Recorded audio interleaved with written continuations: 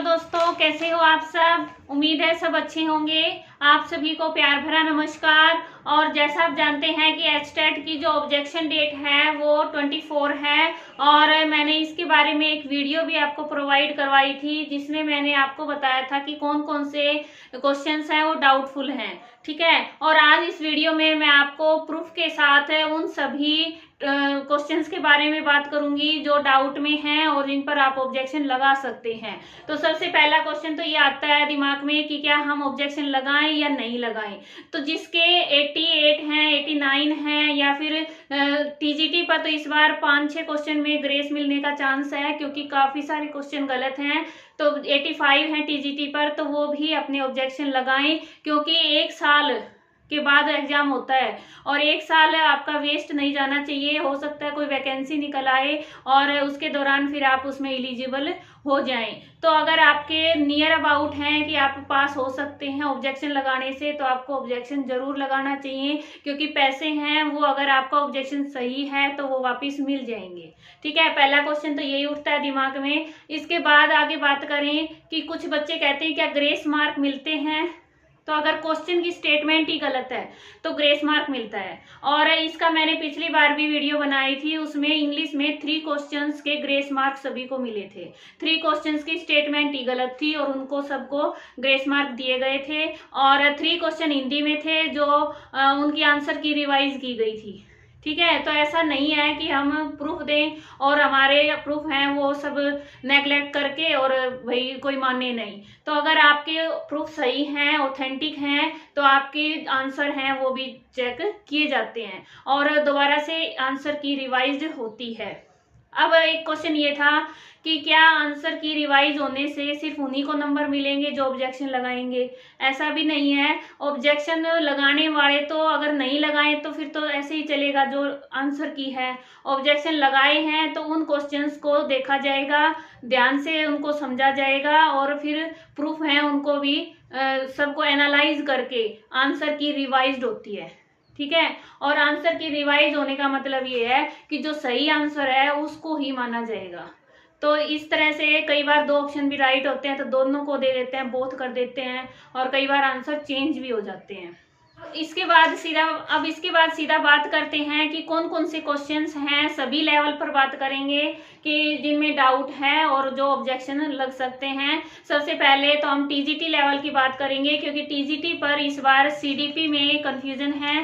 PGT और PRT में CDP में कोई कंफ्यूजन नहीं है, बाकी अदर कॉमन पार्ट हैं उनकी बात करेंगे बाद में। पहले टीजीटी में सीडीपी पार्ट के मैंने पहले भी बताए हैं, आज फिर बता रही हूँ। सबसे पहला क्वेश्चन तो जो है वो है कि जो इंट्रोवर्ट अंतर्मुखी व्यक्तित्व की विशेषताएं पूछी हैं वो क्वेश्चन पीजीटी लेवल 2020 पिछले साल सेम पेपर में आया हुआ था और उसका स्क्रीनशॉट लेके आप ऑब्जेक्शन लगाएं कि पिछली बार ये था और अब की बार ये है और इसमें हमारे दोनों ऑप्शन जो सेकंड और थर्ड हैं दोनों ऑप्शन राइट हैं।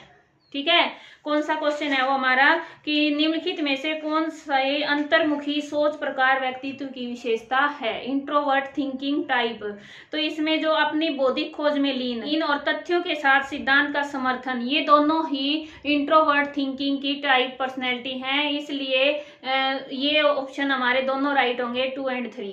ठीक है, तो बोथ आएगा, इसमें एक को सही नहीं मान सकते। दूसरा है इसके बाद क्वेश्चन था हमारा मार्टिन प्रिंस वाला। जो स्टेटमेंट दे रखी है वो मार्टिन प्रिंस की है, उसका आप कहीं से भी स्क्रीनशॉट लें और उसको उसके साथ अटैच कर दें ऑब्जेक्शन फॉर्म के साथ। ठीक है, तो ये हमारा राइट रहेगा। इसके बाद अगला क्वेश्चन है, उसमें पूछा था कि लड़कियों का surpass, girls surpass boys physically. तो इसमें भी मैंने आपको हिंट दिया था कि फिजिशियन से फिजिकल एजुकेशन में ये क्वेश्चन मिल सकता है और कई बच्चों के कमेंट भी आए हैं 7th की एनसीईआरटी में फिजिकल एजुकेशन में ये मिला है और आप वहां से लगा सकते हैं। ठीक है, इसमें लेटर चाइल्डहुड है, उसमें लड़कियों का वेट और हाइट है वो ज़्यादा होता है लड़कों से, इसलिए ये ऑप्शन भी आपको ध्यान में रखना चाहिए कि ये भी सही हो सकता है। ठीक है। और इसके बाद एक था हमारा पुबर्टी एज वाला। तो पुबर्टी एज का जो मैंने आपको बताया था कि एनसीईआरटी 11th में जो डेवलपमेंट का टॉपिक है उसमें है ये, तो वहां से मैं आपको स्क्रीनशॉट शेयर कर रही हूँ, आप देख लें और पेज नंबर वगैरह आप बुक में से देख लें और वहां से आप ये ऑब्जेक्शन लगा सकते हैं। क्योंकि पुबर्टी एज है वो फिक्स नहीं है, वो वेरी करती रहती है। किसी बुक में कुछ दे रखा है, यानी किसी में 10 से 12 है, किसी में 11 से 13 है, बॉयज गर्ल की अलग होती है, तो आप वहां से रेफरेंस दे सकते हैं। ठीक है, तो ये क्वेश्चन है, इसमें भी आपके 2 ऑप्शन राइट हो सकते हैं, जो 10 से 12 है और 11 से 16 है। ठीक है, तो कितने हो गए हमारे 4 क्वेश्चन। इसके बाद और कौन सा है, हाँ अगला क्वेश्चन एक हमारा जो गोल्डन क्रिएटिविटी का था, तो इस पर मैंने आपको बताया था क्योंकि मैंने ये थ्योरी नहीं पढ़ी थी और इसको काफी सारा सर्च किया है, बहुत सारी बुक्स देखी हैं। 2 दिन हो गए इसी क्वेश्चन के पीछे मुझे, लेकिन मुझे बुक्स में नहीं मिली। एक जगह मुझे ये मिला है कि ये दिसंबर 2015 में यूजीसी नेट मैनेजमेंट के पेपर में आया था। नेट के मैनेजमेंट के पेपर में ये क्वेश्चन आया था और उसमें डिफरमेंट है ये शामिल है। तो मैं ये नहीं कहूंगी आपको कि डिफरमेंट है वो 100% श्योर है, क्योंकि ये मैंने उस पेपर में देखा है। दिसंबर 2015 में ये क्वेश्चन आ चुका है, तो इस पर मुझे ये नहीं है कि भाई मेरा सही है, मैं नहीं कह सकती बिल्कुल। ठीक है, तो आप ना लगाएं तो ये अच्छा रहेगा। बाकी अगर आपको कोई प्रूफ मिलता है पूरी थ्योरी का तो आप देखें उसमें। अगला है सेंटिमेंट्स वाला, जो भावनाएं हैं। तो भावनाएं हैं ये भी क्या है कि वैसे हम नॉर्मली कॉमन सेंस से देखें तो हमें सही लगता है कि भाई जानवरों में भी होती हैं, लेकिन इसमें ऑप्शन जो है कि ये एक्वायर्ड होती हैं। ठीक है, मैंने जो इसकी सर्च की है, इसके बारे में पढ़ा है, काफी सारे आर्टिकल पढ़े हैं, तो उन सब से ये निकल के आया है कि सेंटिमेंट हैं उनमें कॉग्निशन शामिल होती है, हमारा संज्ञान शामिल होता है, इसलिए ये इन्नेट नहीं होती, जन्मजात नहीं होती, ये एक्वायर्ड होती हैं। ठीक है, तो ये ऑप्शन है, ये भी हमारा राइट है उनका की के अनुसार कि ये जन्मजात नहीं होती, तो इसमें ऑब्जेक्शन नहीं लगाएंगे। ठीक है, अच्छा इसके बाद एक इंग्लिश का क्वेश्चन है भाई, टीजीटी पर इंग्लिश का क्वेश्चन है, वो राइट हो सकता है। में मॉडल है जो प्रोबेबिलिटी के लिए होता है, और इसमें आप कोई भी ग्रामर का बुक रेफरेंस दे दें या स्क्रीनशॉट दे दें, रूल बता दें, तो भी आपका ये क्वेश्चन सही हो सकता है। ठीक है, तो इस तरह से 4 तो सीडीपी में मैंने प्रूफ बताए हैं और एक इसमें इंग्लिश में बताया, तो 5 क्वेश्चन टीजीटी पर आप लगा सकते हैं कॉमन पार्ट से। बाकी सब्जेक्ट में आप अपना देखें और एक दूसरे की हेल्प करें कि किस सब्जेक्ट में कौन सा क्वेश्चन है वो डाउटफुल है। और दूसरी बात, कमेंट में लिखें तो वहां पर क्वेश्चन भी लिखें कि कौन से क्वेश्चन में है, क्योंकि हर किसी के पास सारे सेट अवेलेबल नहीं होते, क्वेश्चन सीरीज चेंज होती हैं। ठीक है, मेरे पास भी पेपर नहीं है, मैंने ये कहीं से अरेंज किए हैं ताकि मैं पढ़ सकूं कौन से क्वेश्चन कैसे हैं। तो ये नहीं है कि आप उसमें लिख दें सेट बी क्वेश्चन, ये नहीं, उसमें क्वेश्चन लिख दें कि भाई इस क्वेश्चन में डाउट है। ठीक है, अच्छा फिर आपस में हेल्प हो जाएगी, जो दूसरे को भी पता होगा। अब हिंदी में इसमें टीजीटी में एक मोस्ट कॉमन कमेंट आ रहा है कि भाई आनुपातिक वाला है वो गलत है। आनुपातिक वाला गलत नहीं है, वो कैसे बनता है मैं बताती हूँ। आनुपातिक है ना, उसमें अनु प्लस पात प्लस इक, यानी उपसर्ग भी है और प्रत्यय भी है। जैसे परिवार में मिलाते हैं इक तो पारिवारिक हो जाता है, तो ऐसे ही अनुपात, अनु उपसर्ग से अनुपात बन गया, अनुपात में इक उपसर्ग मिला, ये प्रत्यय मिला दिया तो आनुपातिक हो गया। ठीक है, वो पारिवारिक होता है, ये आनुपातिक हो गया, तो इसमें अनु उपसर्ग शामिल है। ठीक है, इतना तो हमारा टीजीटी पर था, और कोई कंफ्यूजन है तो आप कमेंट में बताएं। इसके बाद पीजीटी, पीजीटी में क्या है कि कॉमन पार्ट में मुझे कोई डाउट नहीं दिखाई दिया भाई, कोई डाउट नहीं है 90 नंबर में। और इसमें एक फाइन आर्ट है, जो पीजीटी पर फाइन आर्ट में क्वेश्चन है कि विभाजन पद्धति, परिवर्तन पद्धति और क्रम स्थापना क्षेत्र किसके प्रभाव हैं। ये अंतराल के प्रभाव हैं, ऑप्शन में तान के दे रखे हैं, तो ये ऑप्शन, ये क्वेश्चन है, ये डाउट में है, इसको आप ऑब्जेक्शन लगा सकते हैं। ठीक है, इसके बाद मैथ्स में भी पीजीटी लेवल पर एक क्वेश्चन है, उसकी स्टेटमेंट अलग है और इसमें डाउट है। इस पर आप ऑब्जेक्शन लगा सकते हैं।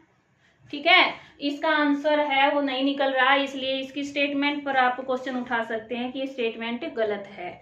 और एक इसमें पीजीटी पर मोस्ट कॉमन कमेंट था भागिने पर।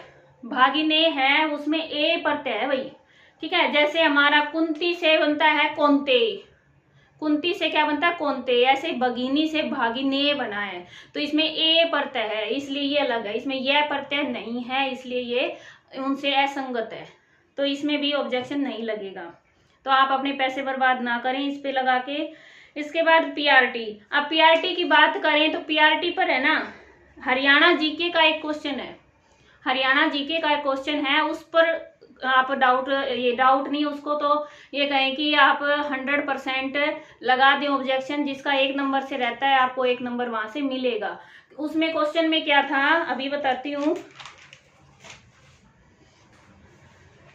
भिवाड़ी क्षेत्रफल की दृष्टि से सबसे बड़ा जिला है, हिसार जनसंख्या की दृष्टि से सबसे बड़ा जिला है। अब सबको पता है जनसंख्या की दृष्टि से फरीदाबाद बड़ा है, और भिवाड़ी क्षेत्रफल की दृष्टि से अब नहीं रहा, पहले था, तो इसलिए दोनों ऑप्शन ही गलत हैं। ऑप्शन 3 है वो राइट रहेगा, न ही 1 और न ही 2 सही है।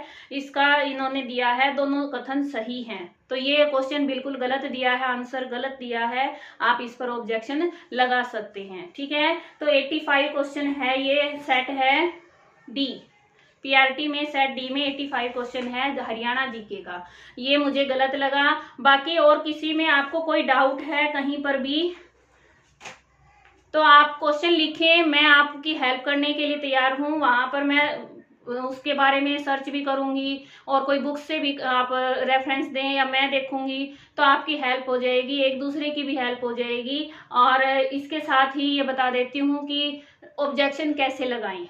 कई बच्चों को डाउट है कि ऑब्जेक्शन लगाएं कैसे, तो बोर्ड की वेबसाइट पर जाएं, वहां पर आपको साइड में ऑप्शन मिल जाएगा, या फिर मैं डिस्क्रिप्शन में लिंक शेयर कर दूंगी जहां ऑब्जेक्शन आपको लगाना है, ठीक है। उस लिंक पर जाएं और सीधा फॉर्म आएगा, फॉर्म को अप्लाई करें, उसमें जो डिटेल है वो भरें और फीस आपकी सबमिट हो जाएगी, ठीक है। इस तरह से आपको ऑब्जेक्शन लगाना है।